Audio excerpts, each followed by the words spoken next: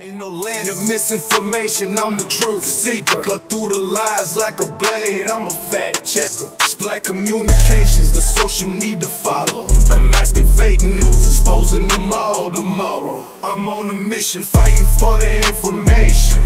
No room for deception, it's time for retaliation. Black communications, we set the record straight. Real news, no filters, just the facts we dedicate.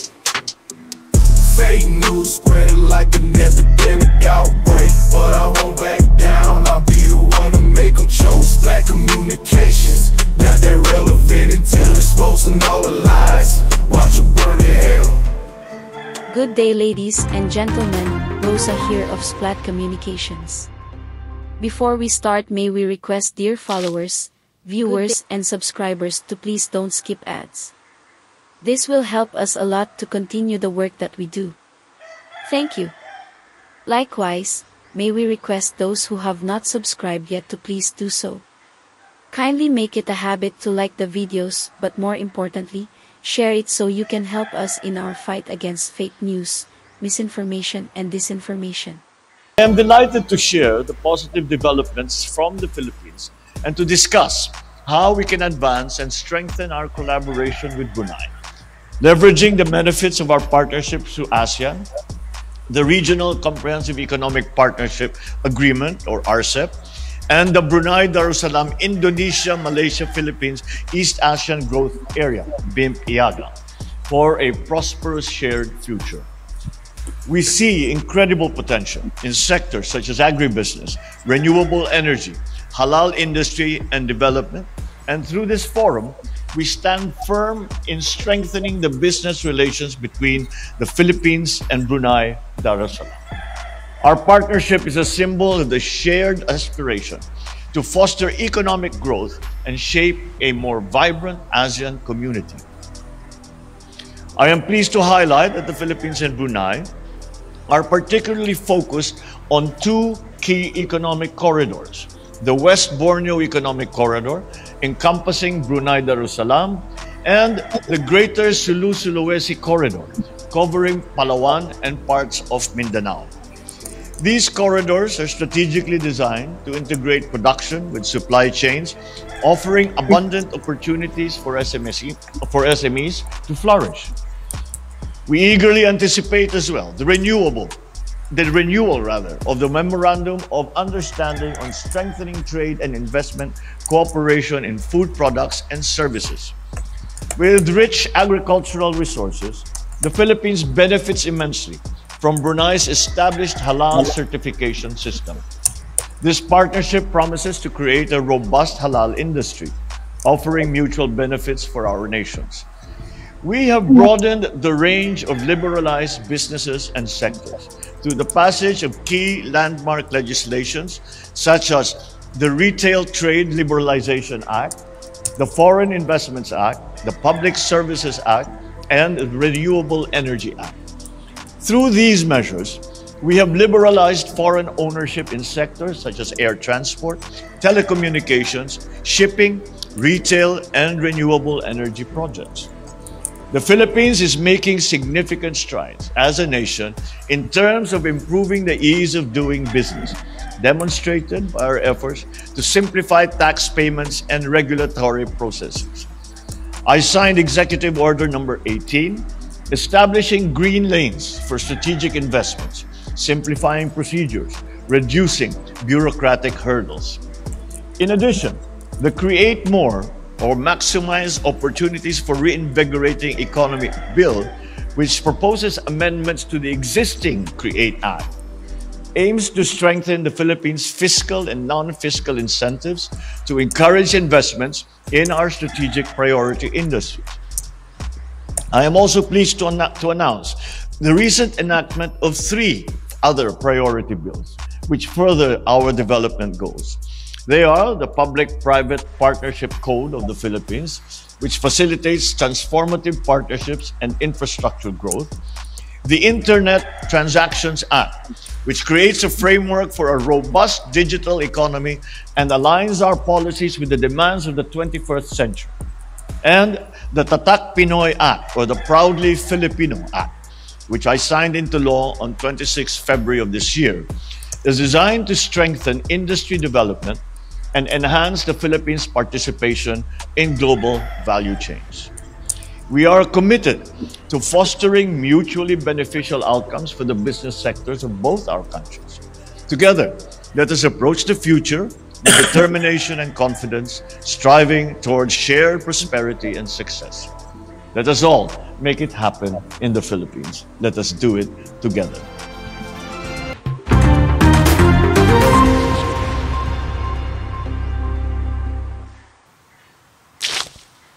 Sa pagsusuri ng pamumuno ni Pangulong Ferdinand Marcos Jr., hindi maiiwasang ihambing ang kanyang nakalipas na 2 taong pamumuno sa dating Administrasyong Duterte. Dito ay mababatidi na maituturing si President Marcos Jr. bilang isang dalubhasang diplomat at tagapang-akit ng mamumuhunan para sa Pilipinas. Ang kanyang pamamaraan ay kapansin-pansing naiiba kumpara sa pamumuno ni dating Pangulong Rodrigo Duterte mula 2016 hanggang 2022. So, you can go to hell. Mr. Obama, you can go to hell. You better choose purgatory. Puno na sa impyerno. Bakit ako matakot sa inyo?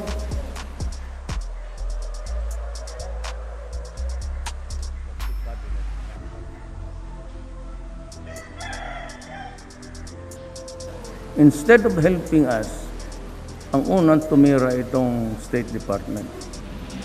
Sa ilalim ni Duterte, ang Pilipinas ay nagpatupad ng mas mapanlaban at kontrobersyal na posisyon, lalo na sa mga usaping internasyonal.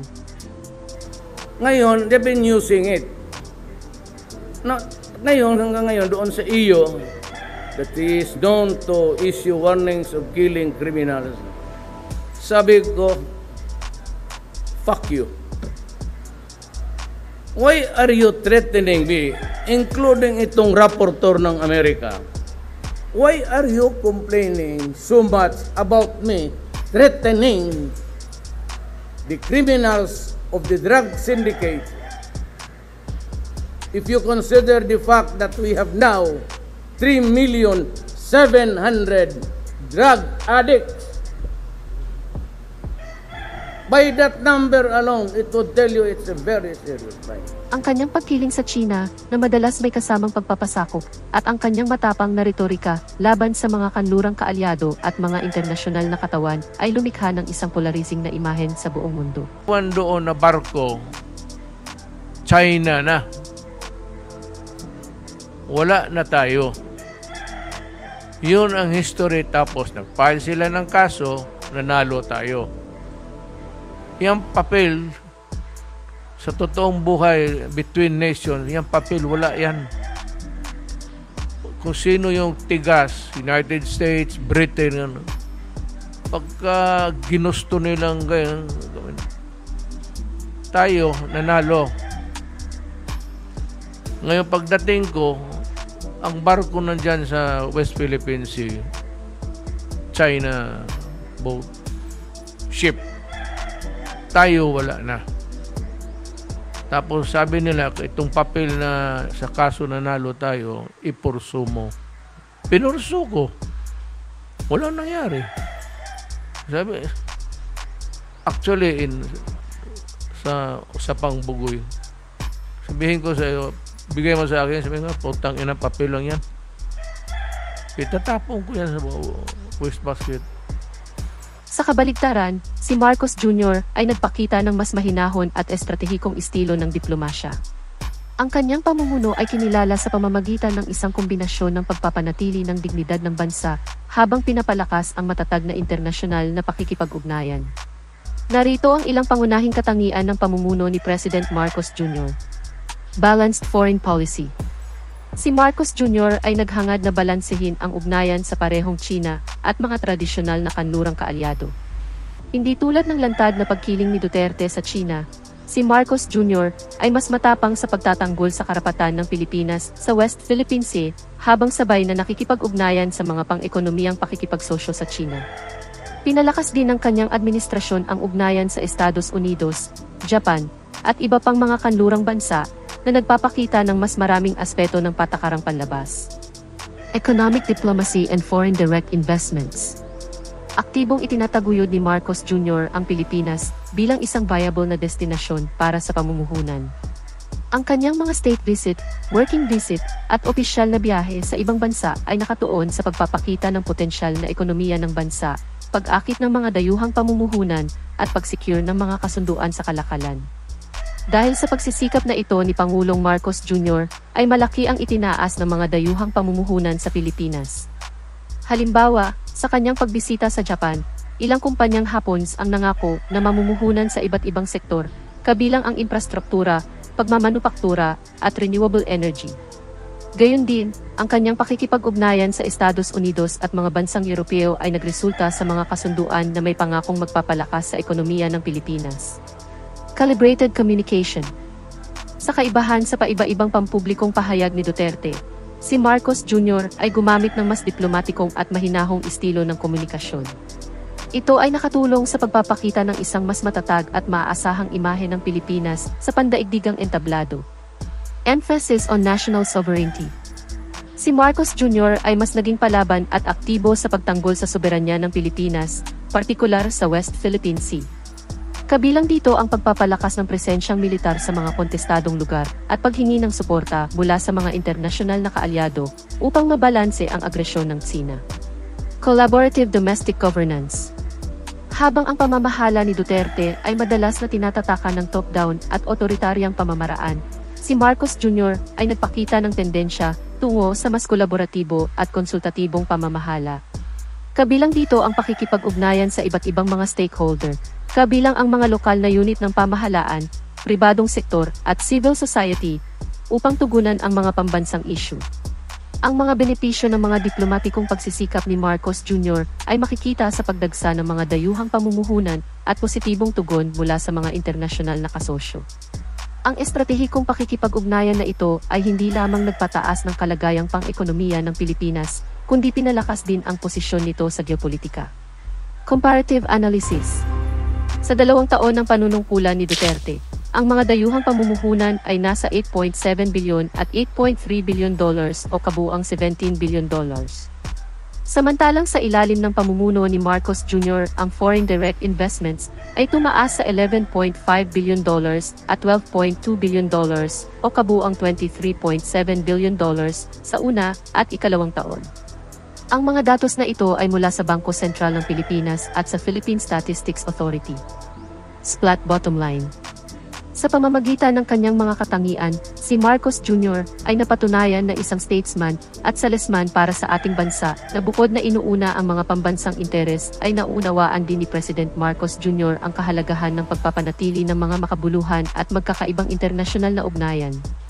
Ang kanyang kakayahang maglayag sa komplikadong larangan ng geopolitics, diplomacy, at itaguyod ang mga interes, pang-ekonomiya at estratehiya ng Pilipinas ay nagpapakita ng kanyang likas na kakayanan bilang pangunahing diplomat at epektibong tagapang-akit ng negosyo at mga dayuhang negosyante para sa Pilipinas.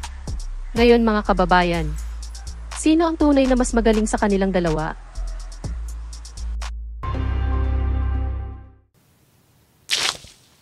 Our heartfelt thanks to Fairy Croy for being a channel member. Please expect a DM from us very soon. Thank you. In a world unfolding, where stories come alive amidst the chaos. Please support Splat Communication channel memberships. For small amounts per month, you would be able to help us continue our fight against fake news and disinformation. We have 3 levels of memberships: Splat Beginner, Splat Intermediate Plus, and Super Splat. Channel members have the any or all of the following perks: Loyalty Badge, Priority Reply to Messages, Members Only Live Chat, in-video and live video shoutouts, Early Access to Videos, Connecting to Social Media, Free and Discounted Merchandise. Hurry! Please become a channel member now.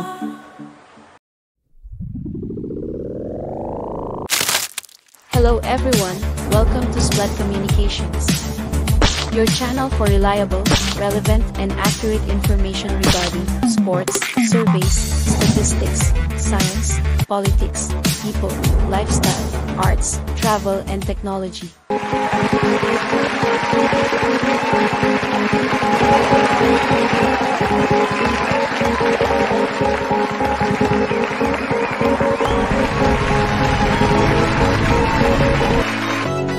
Kanino daw napupunta ang pera? Kay Eddie. Sino si Eddie? Wala ka na ba ibang argumento maisip sa utak mo?